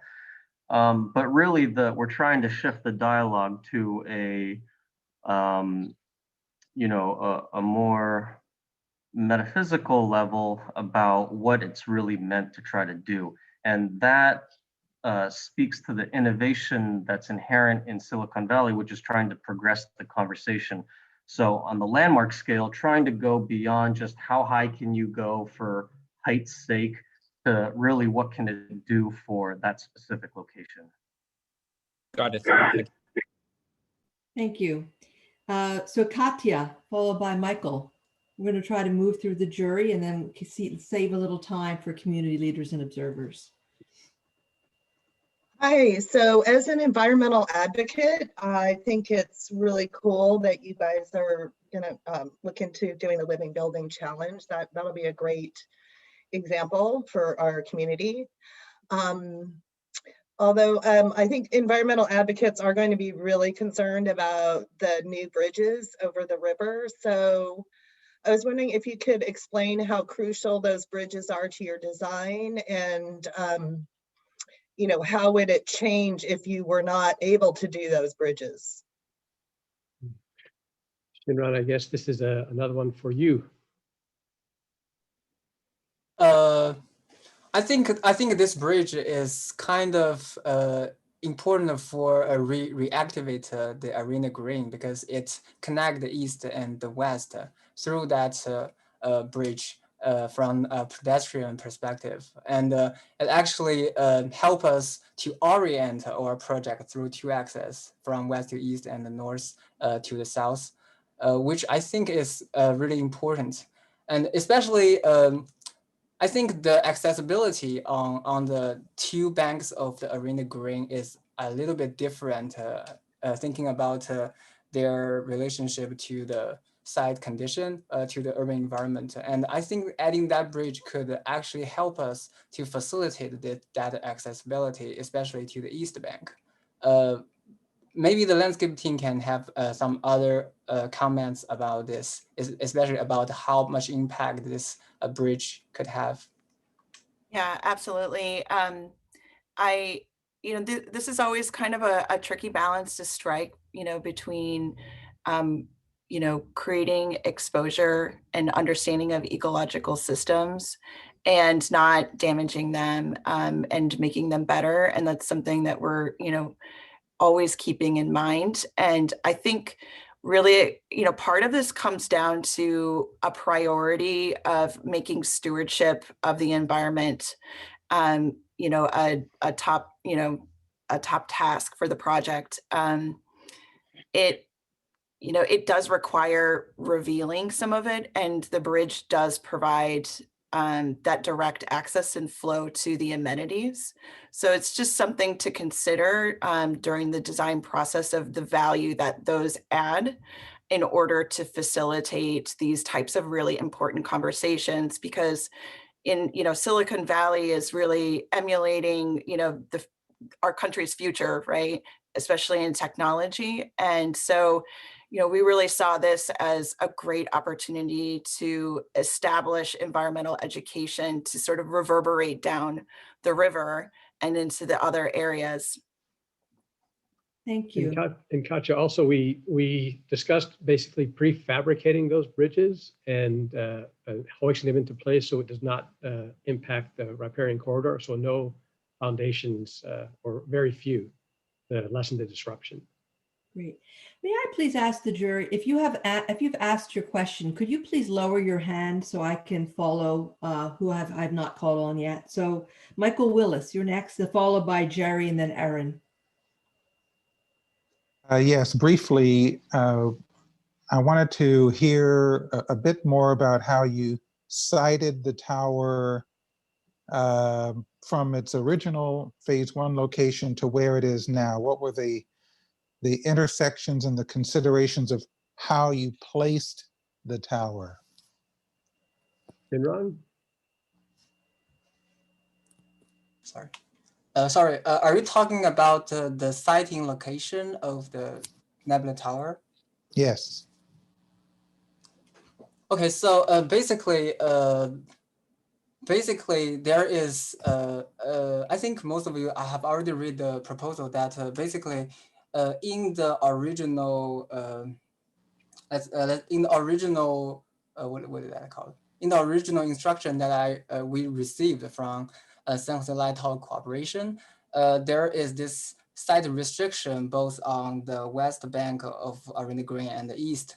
And we were thinking about that maybe we can go to the east bank of Arena Green, which has this large lawn, but that area is not within the constructible area. And it's actually, if we go to even further to the east, to the constructible area, it's getting too close to the highway. So we shifted back to the original idea about it's being located on the west bank, and it's shifted a little bit to the north, to the west bank. And because there is a very well designed urban park on the south part of the west bank, and I think through that urban park, most of the flow will come from that direction. We just want to continue that momentum of the landscape and to welcome people from this access to the Nebula Tower. So the Nebula Tower finally is located on somewhere towards the north at the west bank, and it actually if it's located a little bit to the south, it will get too close. I would say like the conversation between the Nebula Tower, the landmark, and the SAP Center would be a little bit too busy because the SAP Center is also located closer to the south part. Yeah. Thank you. Thank you so much. So let's move to Jerry and then Erin, and then we have John and Walter. So Jerry. Hey guys. Hey, this is a really fantastic project. Congratulations. I think I'm super impressed by the progress. To be honest, when we were reviewing the first round, the rest of my jury colleagues had to sort of like convince me to put you in the next round, because I saw a big scaffolding structure, and that threw me off. But now I think you guys are potentially the winner, together with two others. No, seriously, I think it's very impressive, the progress that and the development, the evolution that the project made. You know, I was looking from the architecture at this sort of you know, this weird combination of the circle and the square form, right? And how that interplays. When I saw the images first, I was like afraid that that's not going to work. But I think you found a really beautiful balance between those two geometries. What throws me off though is that lower level, right, where you have that arching, like semi-arcade base, that gives all of a sudden a sort, for me at least, sort of like a neoclassicist layer to the project that maybe has to grow on me. I don't know, but you know, that's where I feel, I think, a strange you know, element that seems open for development, maybe in the next stage, or maybe it's one of those things that just, you know, is sort of that permanent irritating factor, but makes it interesting, you know, for perpetuity. So that's my reaction to the tower. I think the lighting design is fantastic. I would hate the lighting design to become too busy, you know. So I hope you can keep the lighting designs and whatever is possible under control. You know, people tend to like go crazy, and you know, the worst example is the effing Empire State Building here in New York. You know what happens with that? You know, it's just like I can't look at that thing. I want that thing just illuminated white and basic, and not go like green with St. Patrick's Day. You know what I mean? You're in good company. Yeah. Great. I have a special request to Mohit regarding the sustainability. I'm very impressed by your ambitions, but I'm going to ask you: can you pinky promise that everything you're stating is actually going to be realistically possible? Right Good now, question. right here, because you know, I want to keep you to that, you know? Yeah, sure. No, that's a great question. You know, I've been doing energy modeling, estimating for about 20 plus years now. So if you're wondering about the net zero promise that we are making right now, we did do a very detailed energy model, and you know, we accounted even for the sports lighting on the tennis courts on the East Bank. And we've got facade lighting, we've got dynamic lighting, we've got site lighting, we've got tennis court lighting, we've got equipment. But remember, our program air conditioned program is not that big in this program. It's about 10 to 12,000 square feet.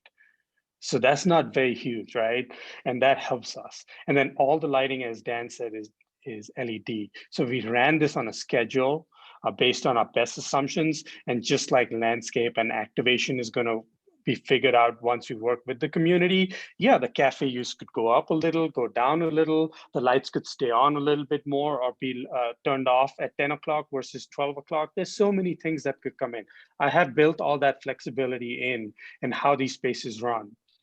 And I modeled that, and that's where we arrived at 300 kW PV system.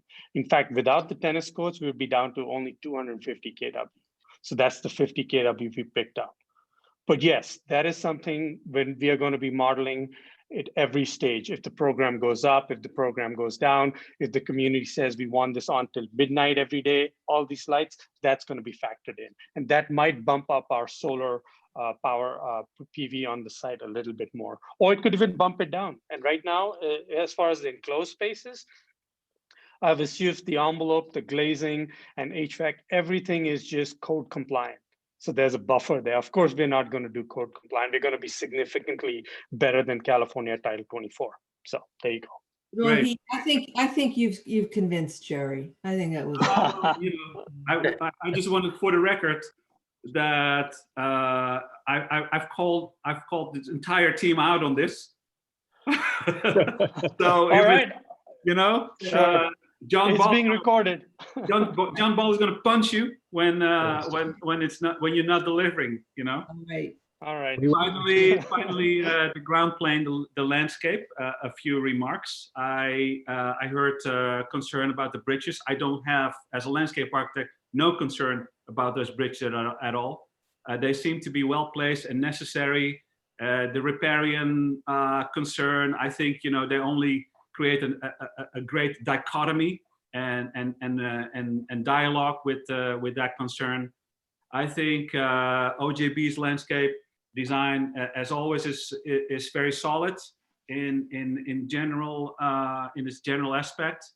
I think when you go in detail, make sure you don't plant royal palms in San Jose, California, and get your planting palette right, and make sure that in terms of the semantics of the project, we're talking about a monument here, right? A landmark, and not like a cozy little community park, right? So that's what I wanted to ventilate. Sorry, I took a lot of time. No, all really important points. Great. So we have 3 more juror questions. Erin, followed by John, Travis, and Walter Hood. Thank you. I appreciate that, Jerry. I kind of dovetails onto what I was going to say. Thank you for the presentation. I've been parts of projects in San Jose where the icon, the monument, the structure itself is separated from the construction of the park, whereas I feel that it's really important for San Jose to have these kinds of public spaces where there's a holistic approach. So I appreciate the use of Arena Green East as being like a viewing place for the tower and for like kind of gathering and engagement. I just want to make sure that I'm understanding correctly that the entirety of this project includes things like the Nebula Park Plaza and just the consideration of the rest of the park, that those two things will not be separated, and that it's just as critical for a more holistic approach to the park revitalization than just planting a tower. So we're on record and we're being recorded. So I just wanted to make quadruple sure that the entirety of the park is considered. Yeah. Well, Erin, Yes, go ahead, Shira. Actually, the Nebula Plaza is included in the design with the Nebula Tower, and Vincent actually designed the landscape of the Arena Green and the Nebula Tower with it. He can talk briefly about the staging of different parts of, including the Nebula Plaza and the other part of the Arena Green. Yeah, hello everyone. Yeah, I can talk about the staging probably later that others can jump in to add some things. And yes, we separate the staging to 3 stages. The first stage will be the Nebula Tower and also surrounding the sunken plazas, and also some landscapes that connect the second layer or second floors of the Nebula Tower with the ground level landscape. So that part we think is pretty critical. It can achieve the first stage, which the Nebula Tower can be enjoyed or visited by all of those citizens or community members. And then the second stage is all the rest part of the park, except the repairing area, because we foresee that the repairing area will have more requirement and also the cooperation or collaborations with other agencies. So we are going to make it as a 3rd stage, which we can maybe have more enhanced in the sustainability and also the ecology. But we foresee the long term and also the extra efforts for this. We are going to separate it from the park design. Thank you. So John Travis, followed by Walter, please. Thank you. So again, thank you everybody. I took copious notes. I was so impressed. So great job to the team. You started I have a question, maybe taking it up a notch for just 1 second. You started the presentation with this notion of Silicon Valley not being San Francisco or the North Bay. And I just wanted, and I understand obviously you've incorporated so many elements relative to the history of San Jose with the light tower, Obviously, you know, kind of references to innovation, which I think is kind of the classic way people think about Silicon Valley. But I just wanted to hear a little bit more on your vision. What truly differentiates the region beyond, you know, references of innovation? What truly do you guys think differentiates our region? And how did that inform, at the highest level, your approach to the project? Great question. Maybe Ryan, you should lead and Shinran should follow. Yeah, so like I mentioned in the initial slide, and as you pointed out, many people reference innovation as the signifier of the region, and nobody really kind of expands on what that means. And to us, it was understanding, starting with the original light tower, that kind of blend of technical prowess, but in the service of mankind, whether it's you know, providing municipal lighting or, you know, ending wars and space exploration. And in today's dialogue right now, when it's about how are we kind of going back to an earlier question, how do you create a landmark specific to here? That's where we try to tap into, you know, going to that higher level of what is that landmark really trying to do. And it's really trying to bring people together as opposed to simply make a statement on itself. And so that the idea of pushing that dialogue, the boundary of that dialogue, is what we were trying to capture with the spirit. And then, you know, and that's kind of in itself a nebulous answer, but then that's paired with a lot of little bits of specificity. So, you know, the structural framework of Hangar 1 kind of, or the space frame of SAP Center, that kind of tied into the aesthetic. As Barbara mentioned, you know, the opportunity of specific lighting applications that also tie to the spirit of, you know, providing this framework that anyone who has an idea can come and express it, just like, you know, and through the digital age where anyone who had some idea, if you had the goods to produce it, you know, you have that opportunity. So I guess the answer would be a kind of 1-2 where you're trying to tap into this spirit and why, you know, it makes sense to have a landmark be redefined here in the Bay Area, well, Silicon Valley, but then peppered with little pieces that kind of bring you tactically, more tactile sense closer to home with the particular references. Thank you, Ryan. So Walter Hood. Thank you guys, great presentation. You guys have come a long, long way. And I concur with some of the questions of my colleagues. I have two questions, but I'm gonna focus on one, but I'm gonna ask the one and you don't have to answer it. I'm still not quite convinced by the joints, particularly the webbing. You showed that the webbing had this ability to sort of grow and shrink.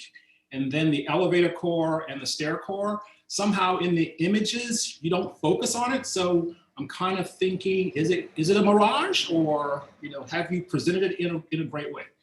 But my question more specifically is on landscape, because I think that's what I'm going to build. And I agree with Jerry, it's a solid landscape scheme, but I think it should go further than being solid.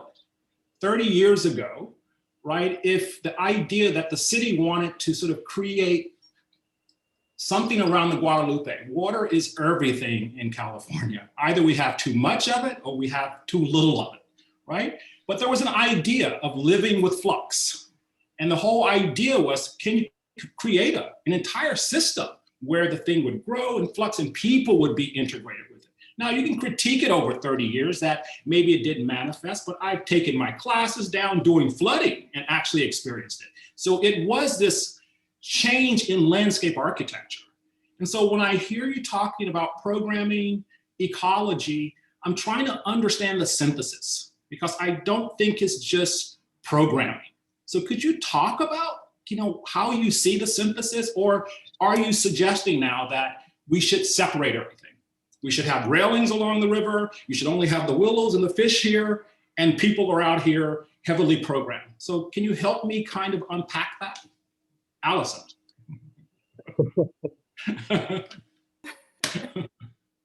We're not suggesting that they would be separate. We're very acutely aware of how the environment in San Jose is changing right now, and how that's even having an impact on plant palettes, and also just our acute awareness of what is going on, because it's imperative that people understand this. So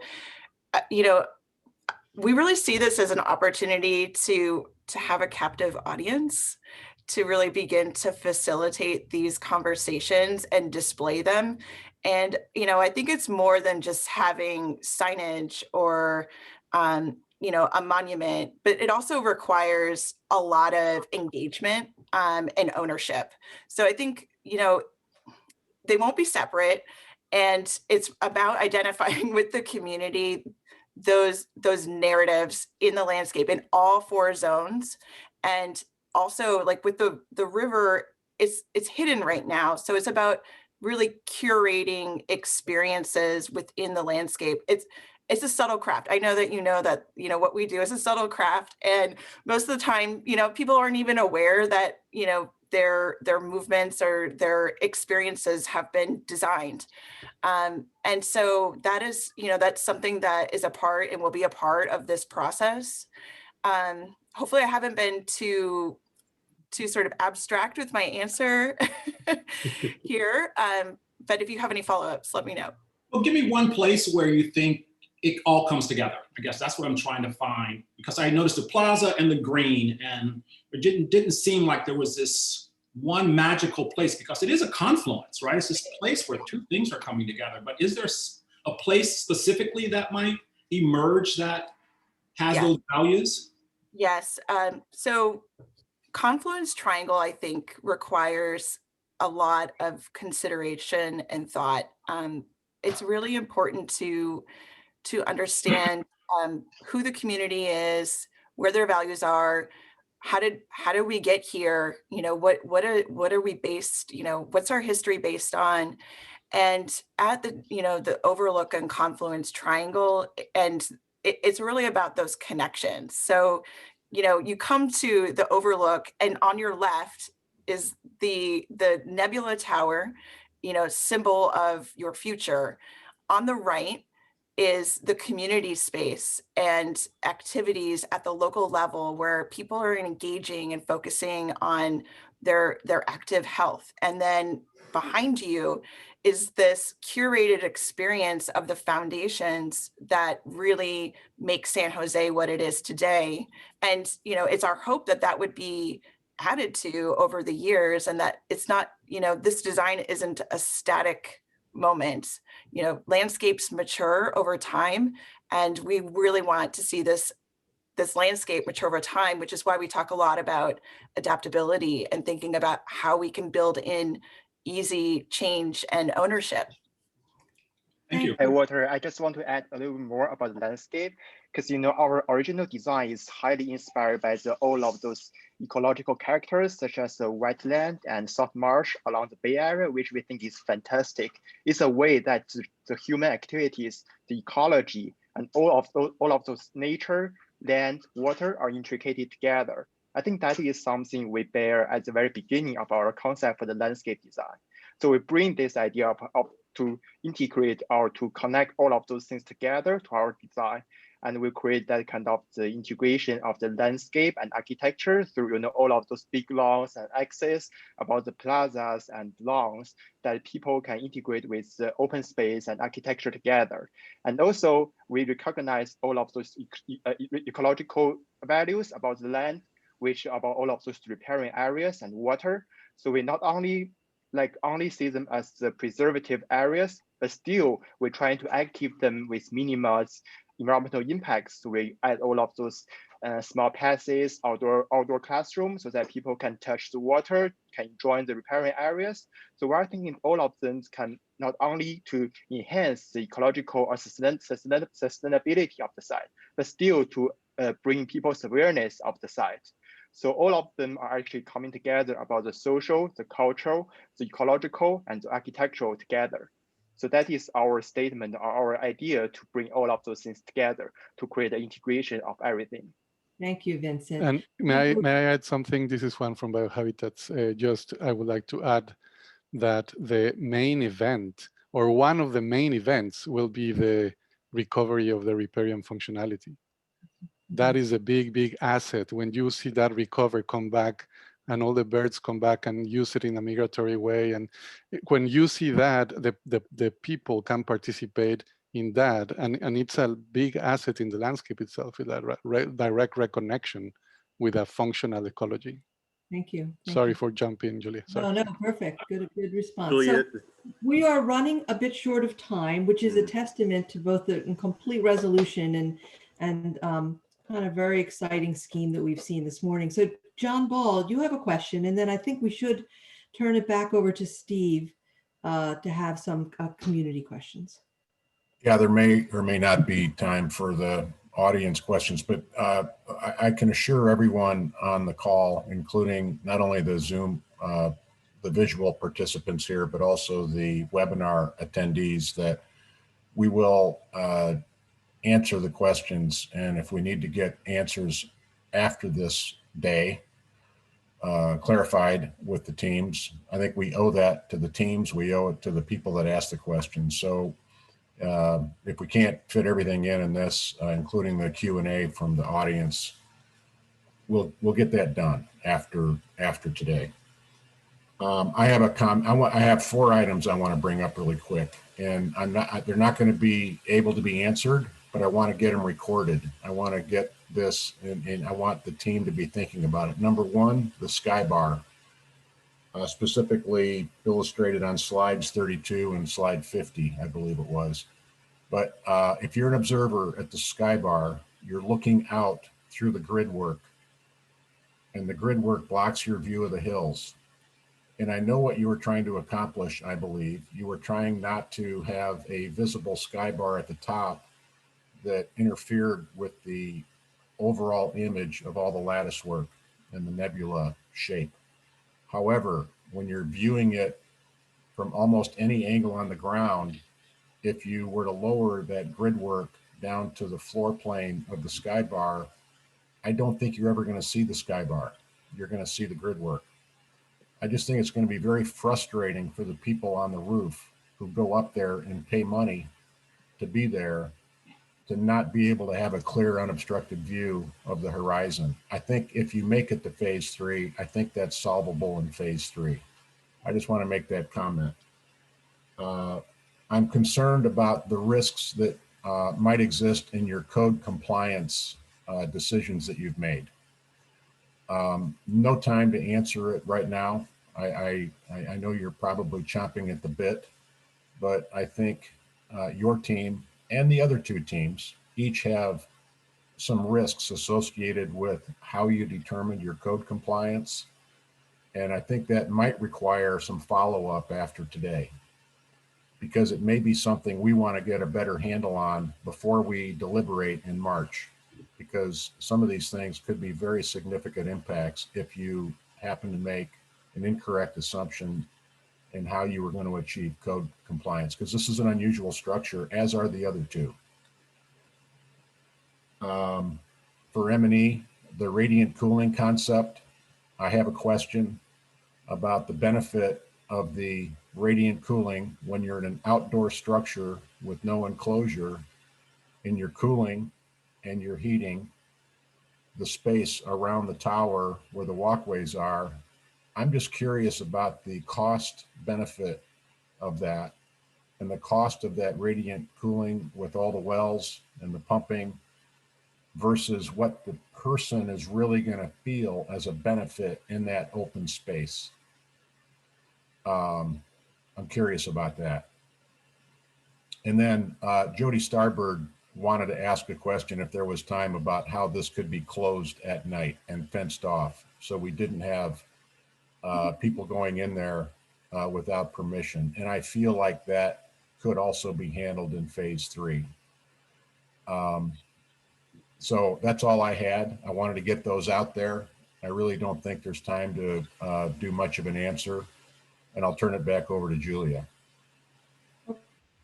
Okay. Yeah, I think we could probably go on for hours, and I think we learned a lot. I guess I just want to tell you that I love the name. I think Nebula is very provocative, especially when I heard you talk about it as a kind of a nursery for new stars, and how it evokes the idea of cultivation and growth and change. I think that the title is beautiful.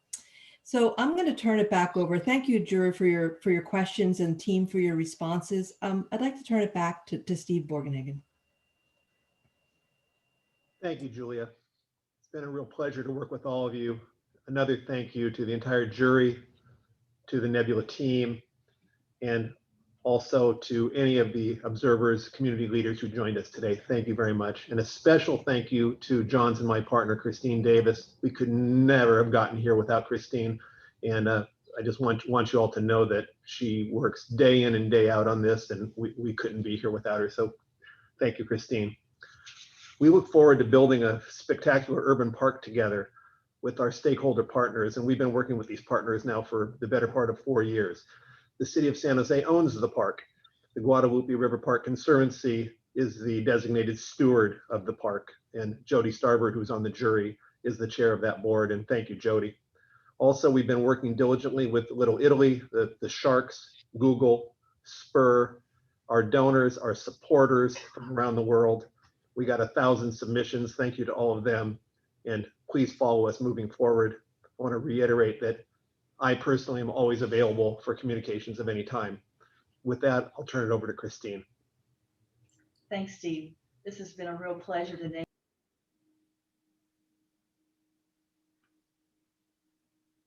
We lost Christine's voice. Go ahead, Christine. Okay, I don't know if you got the first part of that. Start over, Christine. Start over.